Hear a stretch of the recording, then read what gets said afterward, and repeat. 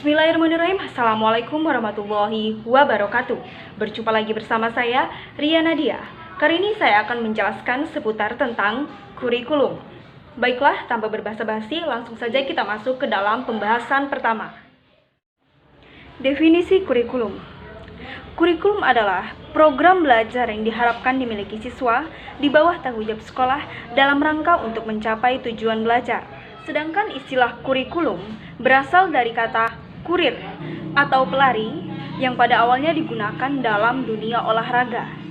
Pada saat itu, kurikulum diartikan sebagai jarak yang harus ditempuh oleh seorang pelari mulai dari start sampai finish untuk memperoleh medali penghargaan. Kemudian, pengertian tersebut diterapkan dalam dunia pendidikan menjadi sejumlah mata pelajaran atau subjek yang harus ditempuh oleh seorang siswa dari awal sampai akhir program pelajaran untuk memperoleh penghargaan dalam bentuk ijazah. Maka, dari definisi di atas dapat disimpulkan bahwa terkandung dua hal pokok di dalam kurikulum. Yang pertama, adanya mata pelajaran yang harus ditempuh oleh siswa. Dan yang kedua, tujuan utamanya yaitu memperoleh ijazah. Ijazah sendiri pada dasarnya menggambarkan kemampuan, yang artinya apabila siswa telah berhasil mendapatkan ijazah, berarti ia telah menguasai pelajaran sesuai dengan kurikulum yang berlaku. Kemampuan tersebut tercermin dalam nilai setiap mata pelajaran yang terkandung di dalam ijazah tersebut. Diketahui istilah kurikulum muncul pertama kali di Skotlandia sekitar tahun 1892 dan secara resmi istilah ini baru dipakai hampir satu abad kemudian di Amerika Serikat. Kurikulum pun terbagi menjadi tiga. Yang pertama, ideal, aktual, dan tersembunyi. Kurikulum ideal adalah kurikulum yang diharapkan dapat dilakukan dan berfungsi sebagai acuan atau pedoman guru dalam proses belajar dan mengajar. Kurikulum ideal disebut juga sebagai kurikulum formal atau kurikulum tertulis. Contoh kurikulum ideal adalah kurikulum sebagai dokumen tertulis seperti kurikulum SMU tahun 1989 dan kurikulum SD pada tahun 1975 yang berlaku pada saat itu. Kemudian, kurikulum aktual. Kurikulum aktual adalah kurikulum nyata yang dapat dilaksanakan oleh guru sesuai dengan kondisi yang ada. Contohnya, jika di dalam sekolah terdapat praktik komputer, maka setiap anak dapat menggunakan komputer. Kalau kurikulum itu diterima di sekolah yang telah memiliki peralatan semacam itu, maka tentu saja guru dapat melaksanakan sesuai tuntutan kurikulum. Tetapi seandainya kurikulum itu harus dijadikan pedoman bagi sekolah-sekolah yang tidak memiliki peralatan semacam itu, tentu kurikulum ideal semacam itu tidak mungkin dapat dilakukan. Maka dari itu, kurikulum ideal dan kurikulum aktual saling berhubungan antara satu sama lain. Maka dapat disimpulkan, semakin jauh jarak antara kurikulum ideal dan kurikulum aktual, artinya apa yang dikerjakan guru tidak sesuai atau jauh dari rambu-rambu kurikulum ideal, maka akan semakin rendah kualitas suatu sekolah. Kemudian, kurikulum tersembunyi. Kurikulum tersembunyi yaitu kurikulum yang pada dasarnya hasil dari suatu proses pendidikan yang tidak direncanakan. Artinya, perilaku yang muncul di luar tujuan yang dideskripsikan oleh guru. Kurikulum tersembunyi ini pun dapat membentuk karakter siswa, baik karakter menjadi lebih baik atau karakter menjadi lebih buruk.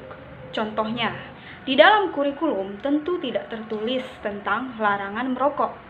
Akan tetapi, kebanyakan sekolah melarang anak muridnya untuk merokok. Tentu hal itu akan membentuk karakter siswa menjadi lebih baik lagi. Kemudian contoh lagi, seperti guru yang mengajar dengan cara dia tersendiri. Dia memberikan contoh di luar mata pelajaran yang diajarkan guna untuk mempermudah pemahaman anak muridnya. Kemudian kita beralih ke fungsi kurikulum. Pertama, bagi guru. Fungsi kurikulum bagi guru adalah sebagai pedoman dalam melaksanakan proses pembelajaran. Kemudian, bagi kepala sekolah, kurikulum berfungsi sebagai pedoman dalam melaksanakan supervisi dan pengawasan. Kemudian, bagi orang tua, Kurikulum berfungsi sebagai pedoman dalam membimbing anaknya belajar di rumah. Bagi masyarakat, kurikulum berfungsi sebagai pedoman untuk memberi bantuan bagi terselenggaranya proses pendidikan di sekolah. Dan bagi siswa, kurikulum berfungsi sebagai suatu pedoman belajar. Kemudian kita lanjut ke peran guru di dalam kurikulum. Nah, yang pertama, guru berperan sebagai implementer. Jadi maksudnya adalah guru berperan untuk mengaplikasikan kurikulum yang sudah ada. Peran guru dalam pengembangan kurikulum sebatas hanya menjalankan kurikulum yang telah disusun. Di sini, guru hanya sebagai seorang pelaksana. Mengajar dianggap bukan sebagai pekerjaan profesional, tetapi sebagai tugas rutin atau tugas tambahan. Kemudian, sebagai adapter. Peran guru sebagai adapter lebih dari hanya sebagai pelaksana kurikulum, akan tetapi juga sebagai penyelaras antara kurikulum dengan karakteristik dan kebutuhan siswa serta kebutuhan daerah. Dalam fase ini, guru diberi kewenangan untuk menyesuaikan kurikulum yang sudah ada dengan karakteristik sekolah dan kebutuhan lokal. Kemudian, sebagai developer, guru memiliki kewenangan dalam mendesain kurikulum. Guru bukan saja dapat menentukan tujuan dan isi pelajaran yang akan disampaikan, akan tetapi juga menentukan strategi apa yang harus dikembangkan serta bagaimana mengukur keberhasilannya. Sebagai pengembang kurikulum, sepenuhnya guru dapat menyusun kurikulum sesuai dengan karakteristik, misi, dan visi sekolah. Yang terakhir, sebagai research. Dalam fase ini, guru berperan sebagai peneliti kurikulum. Dalam pelaksanaan peran sebagai peneliti, guru memiliki tanggung jawab untuk menguji berbagai komponen kurikulum. Misalnya, menguji bahan-bahan kurikulum, efektivitas program, menguji strategi dan model pembelajaran. Salah satu metode yang disarankan dalam penelitian ini yakni penelitian tindakan kelas atau PTK. Melalui PTK, guru berinisiatif melakukan penelitian sekaligus melaksanakan tindakan untuk memecahkan masalah yang dihadapi. Prinsip-prinsip kurikulum. Yang pertama adalah prinsip relevansi. Prinsip relevansi terbagi menjadi dua. Yang pertama adalah relevansi internal dan relevansi eksternal. Relevansi internal adalah bahwa setiap kurikulum harus memiliki keserasian antara komponen-komponennya, yaitu keserasian antara tujuan yang harus dicapai, isi materi, atau pengalaman belajar yang harus dimiliki siswa. Sedangkan relevansi eksternal berkaitan dengan keserasian antara tujuan, isi, dan proses belajar siswa yang tercakup dalam kurikulum dengan kebutuhan dan tuntutan masyarakat. Relevansi eksternal memiliki 3 bagian lagi. Yang pertama, relevan dengan lingkungan peserta didik. Artinya, bahwa proses pengembangan dan penetapan isi kurikulum hendaklah disesuaikan dengan kondisi di lingkungan sekitar siswa. Kemudian, relevan dengan perkembangan zaman. Artinya, isi kurikulum harus sesuai dengan situasi dan kondisi yang sedang berkembang. Kemudian yang terakhir, relevan dengan tuntutan dunia pekerjaan. Artinya, bahan apa yang diajarkan di sekolah harus mampu memenuhi dunia kerja. Yang kedua, prinsip fleksibilitas. Prinsip fleksibilitas memiliki 2 sisi. Yang pertama, fleksibel bagi guru. Artinya, kurikulum harus memberikan ruang gerak bagi guru untuk mengembangkan program pengajarannya sesuai dengan kondisi yang ada. Kemudian, yang kedua, fleksibel bagi siswa. Artinya, kurikulum harus menyediakan berbagai kemungkinan program pilihan sesuai dengan bakat dan minat siswa. Kemudian yang ketiga, prinsip kontinuitas. Nah, jadi prinsip ini adalah keterkaitan dan kesinambungan antara materi pelajaran pada berbagai jenjang dan jenis program pendidikan. Hal ini guna untuk menjaga keefektifan dan keefisienan program pengajaran. Kemudian yang keempat, prinsip efektivitas. Prinsip efektivitas berkenaan dengan rencana dalam suatu kurikulum yang dapat dilaksanakan dan dapat dicapai dalam kegiatan belajar mengajar. Dan yang terakhir adalah prinsip efisiensi. Nah, jadi prinsip efisiensi berhubungan dengan perbandingan antara tenaga, waktu, suara, dan biaya yang dikeluarkan dengan hasil yang diperoleh. Kemudian kita berlanjut kepada sejarah kurikulum. Sejarah kurikulum terbagi menjadi 3 periode. Yang pertama adalah periode prakemerdekaan. Pada periode kali ini, para penjajah berupaya untuk membangun lembaga-lembaga pendidikan. Dengan adanya lembaga pendidikan tersebut, maka para penjajah memerlukan pegawai rendah yang dapat membaca dan menulis dalam membantu mengembangkan usaha pendidikan itu. Maka terdoronglah membuka sekolah-sekolah. Pada tahun 1892, terdapat 2 macam sekolah rendah yang telah didirikan.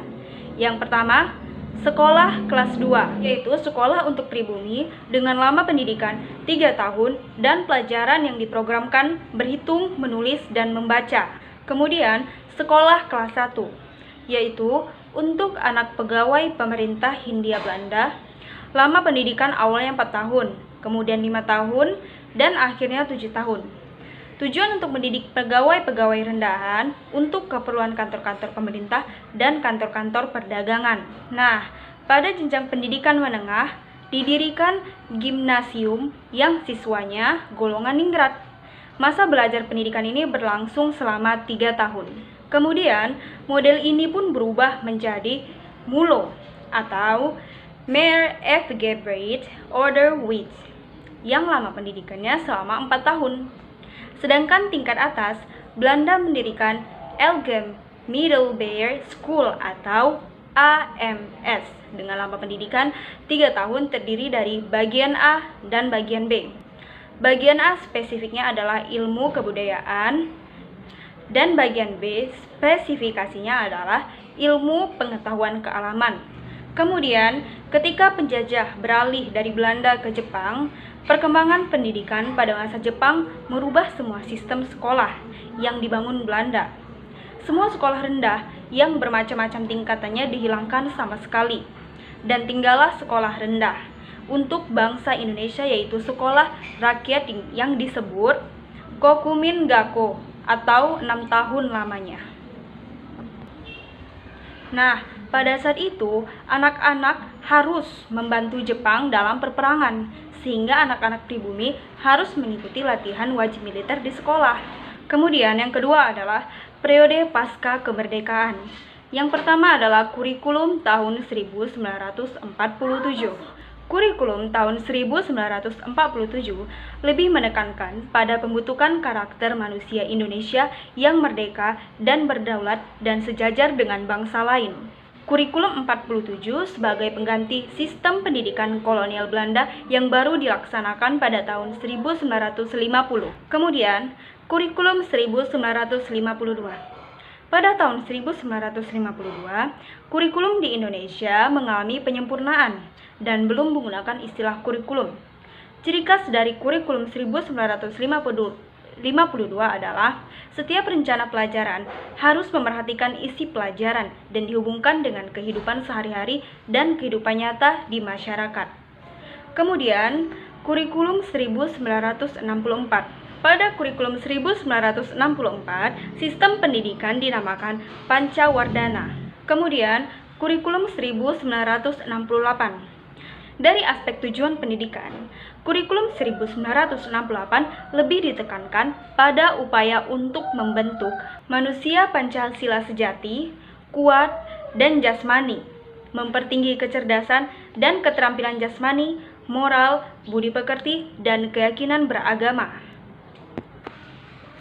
Kurikulum 1968 juga dapat dikatakan sebagai kurikulum terpadu pertama di Indonesia. Mengapa? Karena hal tersebut dapat dilihat dari berapa mata pelajaran ilmu hayat, ilmu alam, dan ilmu lainnya yang mengalami perubahan menjadi ilmu pengetahuan alam. Kemudian, kurikulum 1975. Kurikulum 1975 menekankan pada tujuan pendidikan yang lebih efektif dan efisien. Pada kurikulum ini, peran guru menjadi lebih penting karena setiap guru wajib membuat perincian tujuan yang ingin dicapai selama proses belajar mengajar. Kemudian kurikulum 1984. Kurikulum 1984 mengusung proses skill approach. Kurikulum 1984 ini lahir sebagai perbaikan dari kurikulum sebelumnya atau kurikulum 1975. Adapun ciri-ciri kurikulum 1984 adalah pendekatan pembelajarannya menggunakan model pembelajaran CBSA atau cara belajar siswa aktif, di mana pendekatan pembelajaran yang memberikan kesempatan kepada peserta didik untuk aktif dan terlibat secara fisik, mental, intelektual, dan emosional. Kemudian, kurikulum 1994. Kurikulum 1994 merupakan hasil upaya untuk memadukan kurikulum sebelumnya, terutama kurikulum 1975 dan 1984. Sayangnya, perpaduan antara tujuan dan proses belum berhasil, sehingga banyak kritik datangan. Disebabkan oleh beban pelajar, peserta didik dinilai terlalu berat, dan muatan nasional sampai muatan lokal. Kemudian yang terakhir adalah periode era reformasi. Yang pertama adalah kurikulum berbasis kompetensi atau KBK pada tahun 2004. Kurikulum ini dikenal dengan sebutan KBK atau kurikulum berbasis kompetensi. Kurikulum ini menekankan pada ketercapaian kompetensi peserta didik baik secara individu maupun secara klasikal. Sumber belajar bukan hanya guru, tetapi juga sumber belajar lainnya yang memenuhi unsur edukasi. Kemudian, kurikulum 2006 atau KTSP. Pada kurikulum 2006, guru dituntut untuk mampu mengembangkan dalam bentuk silabus dan penilaian sesuatu dengan kondisi sekolah dan daerahnya. Guru diberikan kebebasan untuk merencanakan pembelajaran sesuai dengan lingkungan dan kondisi siswa serta kondisi sekolah berada. Kemudian kurikulum 2013. Kurikulum 2013 adalah kurikulum yang dikembangkan untuk meningkatkan dan menyeimbangkan kemampuan soft skill dan hard skill yang berupa sikap, keterampilan, dan pengetahuan. Penilaian tidak hanya level kompetensi dasar, tetapi juga kompetensi inti dan standar kompetensi lulusan atau SKL. Kemudian, kurikulum 2013 revisi. Ini merupakan distribusi teknologi, khususnya teknologi informasi yang telah mewarnai revolusi industri 4.0, sehingga mendorong perubahan kebutuhan dan perkembangan masyarakat dalam berbagai bidang kehidupan, termasuk pendidikan. Revisi kurikulum diperlukan terutama untuk mengantisipasi perkembangan dan kebutuhan abad ke-21. Hal itu tentunya agar pendidikan dapat menyiapkan lulusan-lulusan yang berkualitas, yang mampu bersaing, bersanding, bahkan bertanding dalam era globalisasi. Baiklah, mungkin sekian dari saya. Apabila terdapat kesalahan, mohon dimaafkan, dan semoga apa yang saya sampaikan dapat memberikan manfaat. Dan mari kita berdoa kepada Allah Subhanahu wa taala, semoga pada tahun 2021 nanti bisa menjadi tahun yang lebih baik lagi dan kita bisa masuk sekolah seperti biasanya secara efektif. Mungkin sekian dari saya. Subhanakallahumma wa bihamdika nasyhadu an la ilaha illa anta wa nastaghfiruka wa natubu ilaika. Wabillahi taufiq wal hidayah.